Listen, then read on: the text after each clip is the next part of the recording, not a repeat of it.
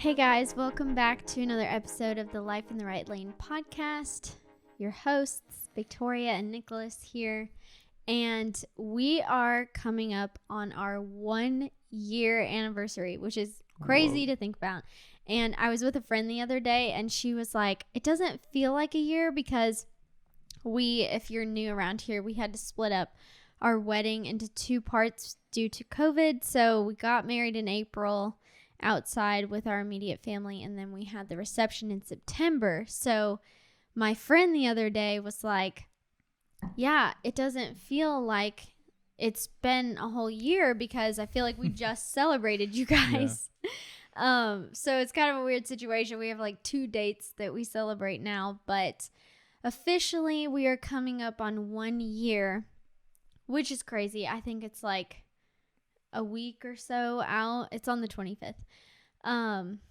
So it's crazy to think that just 1 year ago, we were coming out of engagement and into a lifetime of marriage, which is baffling and mind-blowing to me that I'm at that stage of life now. Yeah. You said that to me this morning.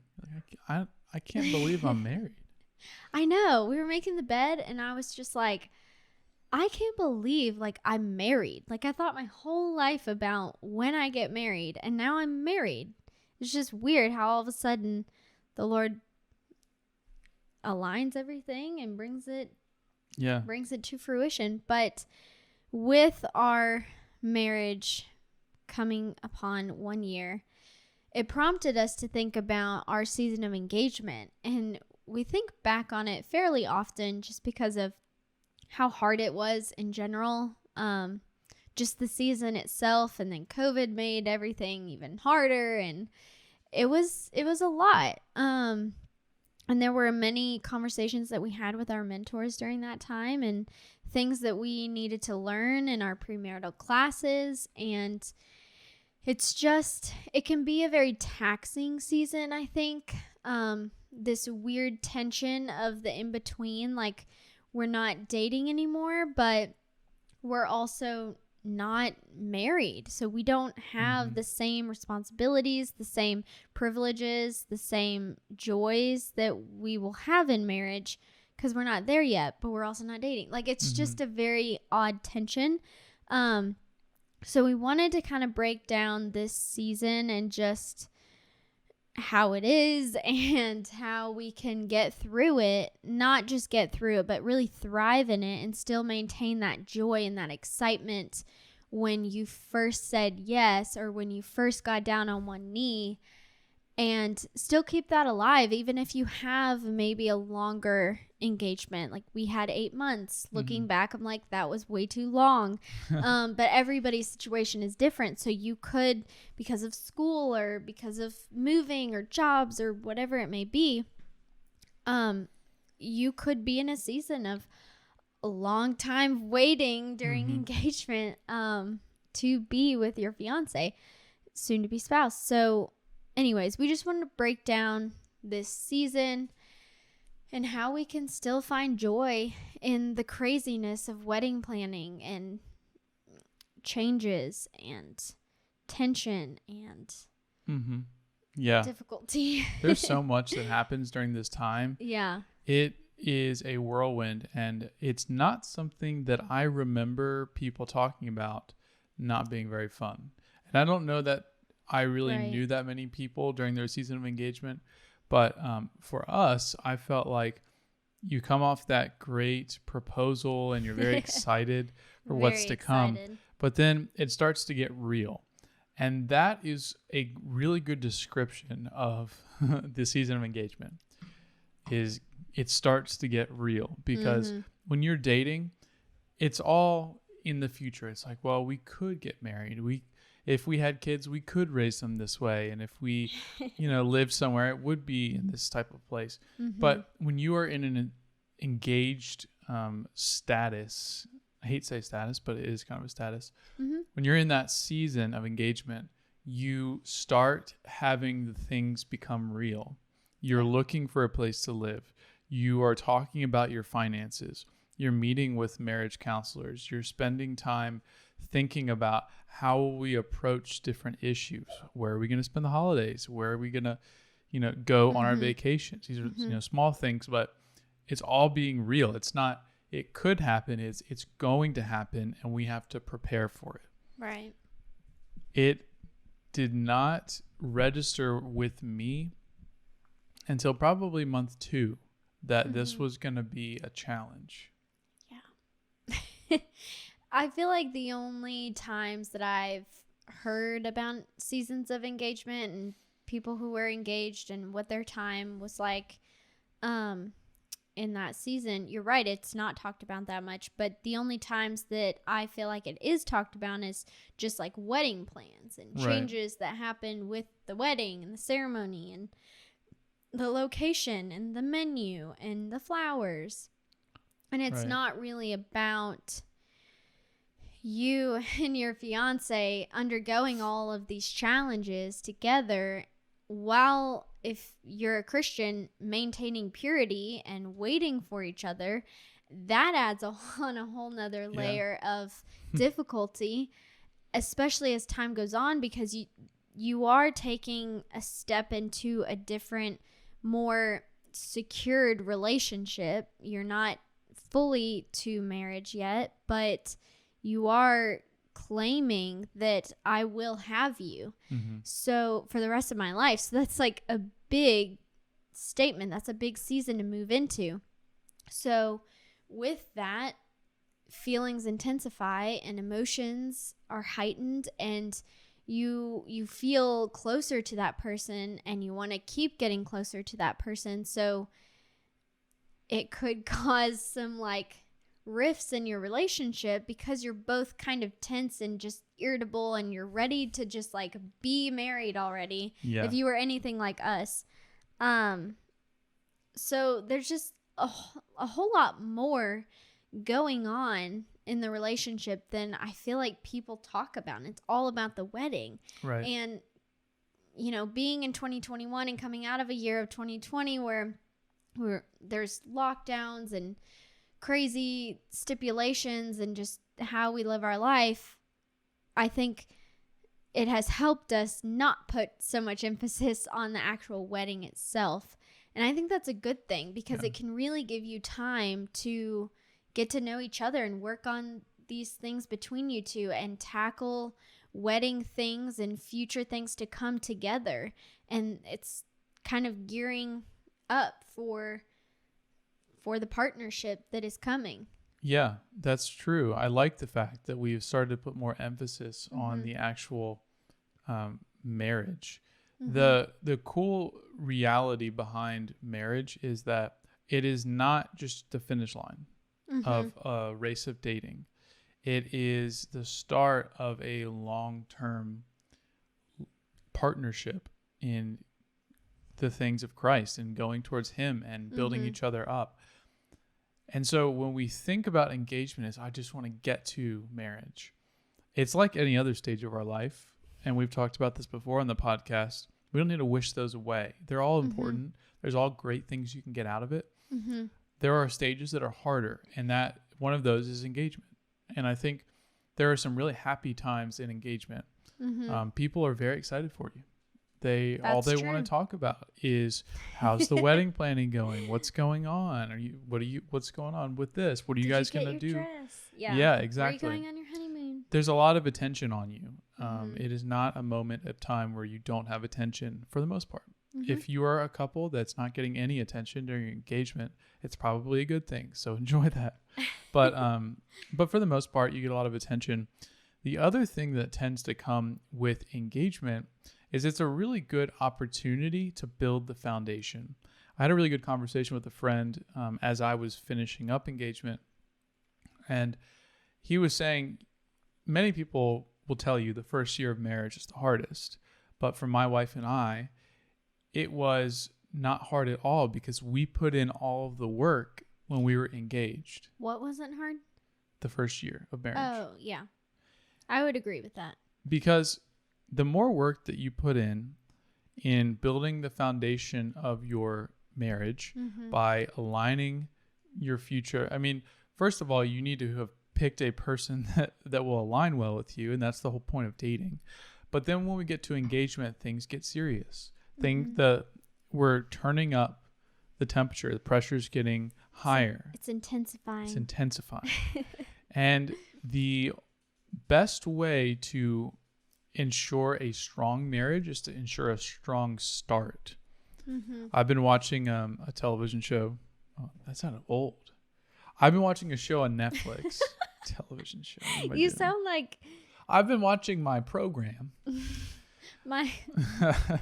So that's so funny. It's about Formula One racing, and there is a qualifying day before the actual race day, and that determines where you start. And on some tracks, it's really hard to pass people on the race. So the better you do the day before the race in qualifying, the better you set yourself up to navigate the race and do well.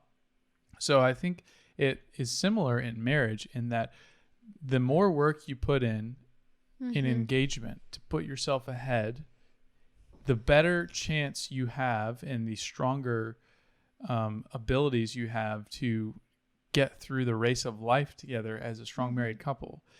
And for us, we spent a lot of time talking about really hard things.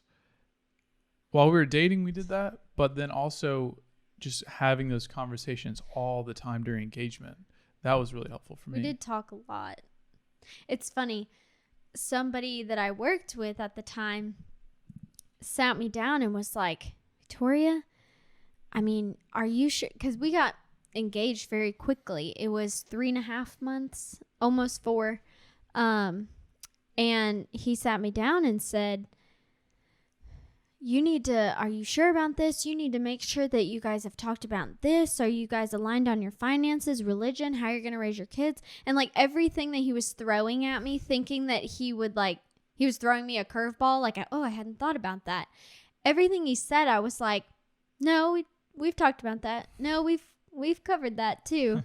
No, we're on the same page with that. Like, it was very reassuring to me, and he probably was skeptical if I was even telling the truth, because it was just so evident that we had clearly had these good conversations and we were on the same page. Like, right. we didn't have to wonder like, oh, where does he stand on this? Or, oh, well, I don't know. Once we get into marriage, I guess we'll figure that out. Like, we talked about everything, and that was very vital. And I think you're exactly right. And going into engagement, that's only going to help you lay a stronger foundation to then set you up for a solid marriage when that time comes. And I would agree with your friend. This has been like a really, like, I don't want to say that marriage is easy because we're only a year in, and I'm sure we are going to face many, many trials and challenges up ahead, especially as life gets more complicated and our family grows. But I think that it has been a pretty smooth transition because of how much work we put in on the front end. And it reminds me of the story, I think it's in Genesis, right? With Jacob and Rachel. I almost said Sarah. Rachel. And just how hard he worked to get Rachel and to have her and to marry her. He did so much work for her dad. And obviously now both of us put in a lot of the work. Back then, dating and engagement was a lot different, just culturally. But I mean, regardless of what it looks like, you're putting in the work. Yeah. You know, and that's going to pay off, and you're going to see the reward and the fruit from that. Anyways. Yeah, having those conversations and having the hard things, navigating through those is really beneficial. I know it is. It's crazy to think, but actually planning a large event for, dozens of people in your immediate families with all their opinions is actually a very difficult and stressful situation. And it's a really good test of you as a couple and how you're able to navigate through things like that, because the people that get hung up on the small details of that wedding season and planning the wedding, and this went wrong and whatever. I'm not saying you can't be upset about it, but the people that really struggle in those seasons, how are they going to do later in life when something doesn't go their way? When they're actually up against something that's more legitimate than just, this didn't work out for my wedding. So you have to spend time working on how do you interpersonally communicate and build a relationship that will withstand the things that come against you. But, engagement also gives you the chance to take on things that are outside of your relationship and prioritize what is important, as opposed to things that don't matter.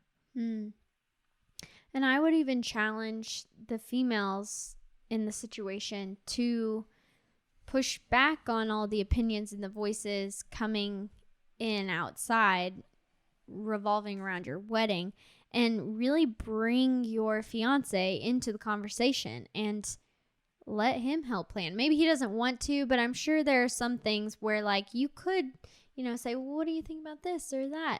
Because ultimately it is y'all's day. I know everybody thinks it's just about the bride, but bringing Nicholas into a lot of the conversation and a lot of the decision making, really, I think it was beneficial for both of us, and we both felt involved and heard, and it was good to start making decisions together, even though it was for a wedding and the bride and woohoo. But to get to plan something together, to get to navigate the curveballs together and figure things out, and he was very much in tune with what was going on the whole time, and that was very helpful because it was hard, and to have my future lifelong partner by my side through that only made us stronger as we continued getting closer leading up to that day. Yeah, that's a really good point, and a good pro tip for women and for men. It is really important that you do support your wife, your future wife, in this season, because she will have a lot of things that you are not really going to care about, and it will be easy to say, you do whatever you want, I'm just going to stay out of it. But it really is a good opportunity for you to be there and support her. When you look at traditional gender roles and things like that, that's another important conversation to have during engagement. How do you see your roles playing out and what you're good at and how you fit into your future and family and things like that. But traditionally, women tend to have a stronger gift of encouragement. And there are a lot of opportunities for women to encourage, and something that we've talked about a lot is spending time encouraging your partner and your spouse. For men, we don't spend a lot of time encouraging, and this is a really good opportunity for us to practice that, because it is as important for men to encourage their wives as their wives to encourage their husbands. So this season that may not have as many things that you are excited about is a great opportunity to encourage her and the things that she does care about, or the things that she might have more of a tie to than you do, and be there for her. There's going to be things that are really tough. There are things that she has to deal with, especially competing opinions and she not being heard, or other people taking the stage when it should be, you guys. So do your best to not pull completely out of that, because you are in this together. This is not the end of the road. This is not just a party. This is sending you off onto a lifetime of marriage. And whatever that looks like, it might be like our wedding, 10 people on a farm, or it might be, 200 people in a nice wedding venue. It might look different, but at the end of the day, this is a moment where you are standing before God and together, not just one, not the other, standing together and saying, I want this person, I know them fully, and I love them, and I want to run forward into my life with them. So this season of engagement, you have to be preparing for that. When you guys are dating, you're kind of running in straight lines, but you're starting to bend towards each other. And as you hit engagement, that bend becomes more dramatic and you're preparing to unite. And so that bending is not easy, and you're not just going to naturally bend. You have to bend yourself to the other person. You have to start thinking, now it's not just me, it's us. That is a very difficult thing to comprehend, especially if you're getting married a little bit later in your life and you're coming off of a long time being single. That's really tough to have to change your perspective. But engagement is the season to do that. It's very necessary to go from a season of dating to engagement before marriage, even if it's not a long engagement, because that is the time to align yourself towards what's about to happen and the journey you're about to go on. That's really good. So, spinning off of that, what advice are we wanting to give about the actual, like, how to remain joyful during all these difficult challenges in your season of engagement? I think first, something that helped me a lot was remembering why I'm choosing you, and remembering the amazing things that I saw in you during our dating, and that I get to encourage and help you grow and be a part of for the rest of our lives. And it's always easy to forget those things, and you start to grow a little bit cold because you're dealing with things that are fighting for your attention. But the more that you can focus on your partner and what God is doing through you and how this is something that's meant to honor him, the easier the season of engagement will be, because it's less about the things that you're dealing with, but more about the person that you get to deal with them with. The person that you get to go through this with. Yeah. The other thing that I thought was really helpful, and I kind of touched on this, but you're going from a season of evaluation in dating to a season of preparation in engagement. And that preparation is important for setting you up for a good, solid marriage. It's not by any means the end all be all, but this is what you can do in the meantime to prepare yourself for a strong marriage. So take that seriously. Spending time both with God and growing yourself as an individual in regard to your marriage. Like, how can I be a better husband? How can I be a better wife? What do I need to do to bend myself towards my counterpart? What do I have to do to align myself in a way that glorifies you? But also, how do I like support my partner in our relationship? And so spending time together, working through challenging questions, working through things that maybe you had the conversation, about the things they struggle with, but you need to get deeper into those tough conversations. Spending more time fleshing out how is our relationship, how's our marriage going to glorify God, and where do we want to go? You don't have to have all the answers, but having the conversations and figuring out what you can contribute, how you can serve them, is really important. And so for us, we did premarital counseling in a group setting, which I thought was great. It may not be available for everyone, but that was great for us. And then we had the opportunity to do sort of a 2-on-2 counseling. And that was also very helpful.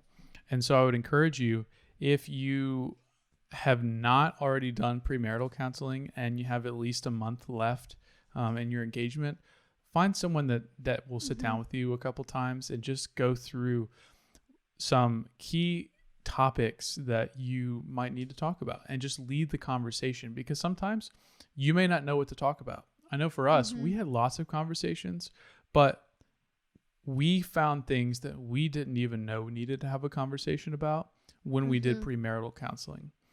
And because you're having like an outside perspective come in, and they can see where the gaps are, when you guys start talking, and they're able to help you navigate that. Right. Yeah. Setting you up for those things, and then just putting in the work and knowing that you don't get to reap the reward right away. You know, from a physical aspect, which is obviously the most tension that I think most people feel in engagement, you don't get to take advantage of that. But you are still starting to be tasked with some more responsibility. And that's really tough. And I think that creates a lot of anxiety and anger and frustration in people. Mm-hmm. The more that you can take that pent up energy and apply it towards something, the better off you will be in the long run. And those things, maybe it's something that you're doing for your future. So I know I listened to a really great sermon from Ben Stewart, who was talking about, he knew a guy that spent his season of engagement building furniture for his wife in their new home when they got married. And he was just taking all of this energy and putting it into woodworking and building things.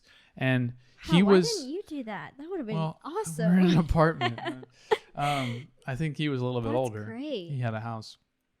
That's a really good idea to like find an outlet. You know? Right. Yeah. Finding an outlet, whether it's individual or together. If you guys have things that you want to do that will help you to get some of that energy out, and also just prepare you in some ways, and maybe it doesn't even directly tie into the wedding, but just ways that you can take that energy and release it in something that glorifies God and is good.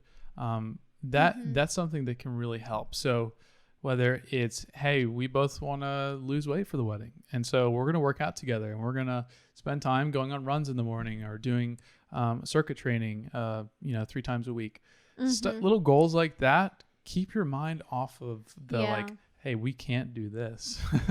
Like, find the things that you can do and release some of that energy. Yeah, that's a really good point, because like in our premarital counseling, when we had one of the weeks, the topic was about sex, and the guy was saying, like, in all reality, this, like, we put so much emphasis on it, but in your everyday life, you are not doing that all the time. You're not thinking about that all the time.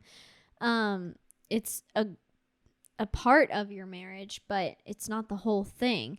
So I think that's great to start like doing activities together in your spare time, like pull away from the wedding planning for a little while, get some fresh air, do something fun together that gets you out of the house and thinking about something else, and just helps bond your relationship even more. Like, we went on a lot of hikes when we were engaged, and that opened up the door for more conversations, which were great to be had. But we were also doing an activity together that was fun, that we both enjoyed. And I don't know, I just think that was really beneficial. Yeah. But it's funny because as you were giving a few tangible items, I was just thinking they both were very like selfless. The first one was remembering why you chose that person and why you're going through with marrying them and choosing them for the rest of your life, and remembering all the good characteristics about them. And then the second one was, what was it? I forgot already. Well, it's spending the time to put in some work, and and realizing like you're moving from a season, how did you say it, a season of preparation. Well, no, you're moving from a season of evaluation to preparation. Yeah. So that is taking a lot of the focus off of you, because you're putting in the work and you're trying to build a good solid relationship between the two of you. And again, the focus is off of you.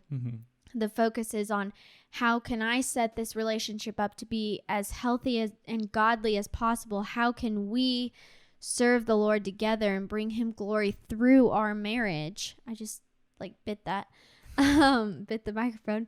But anyways, both tangible things are very selfless. They're taking the focus off of you and putting it on something else that's going to be very life-giving and very rewarding, like continually after the fact. And what was the last thing I was going to say? Well, it is a really good point that you investing in something other than yourself is going to yield results. Oh, I remember.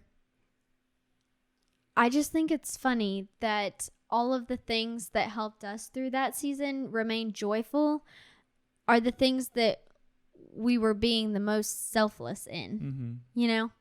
Yeah. Like being selfless, being humble, seeing what the Lord would have for this season, even though it may be difficult, that brought us the most joy.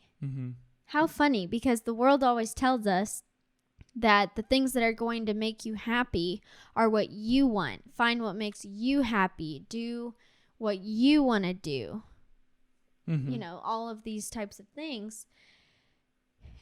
And at the end of the day, that is a very fleeting happiness. And it's not joy, because joy comes from the Lord. This is a very like cheap thrill, if you will. Yeah.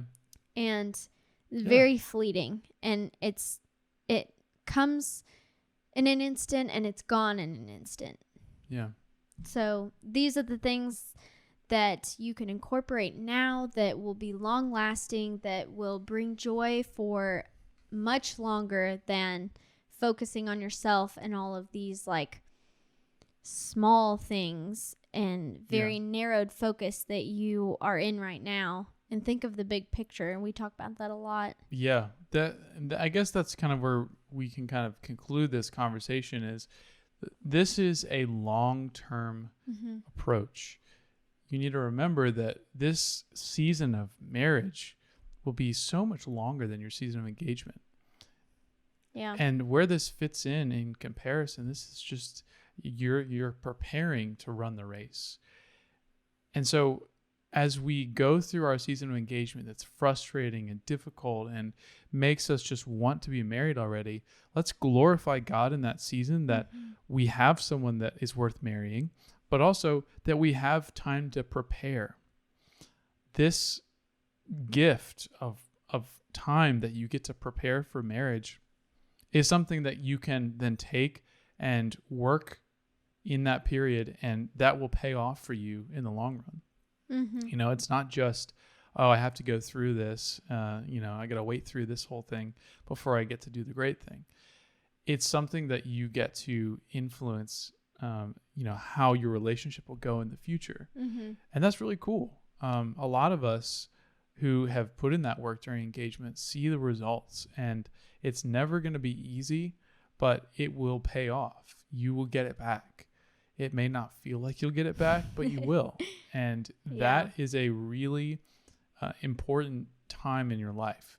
So whether you are just finishing up your season of engagement, or you're in the middle, or you just began, take this time to spend with the Lord, to spend with your future spouse, and work on how you will approach a life of giving and serving both God and your partner, because that's what it's about. It's not about us. It's about serving others.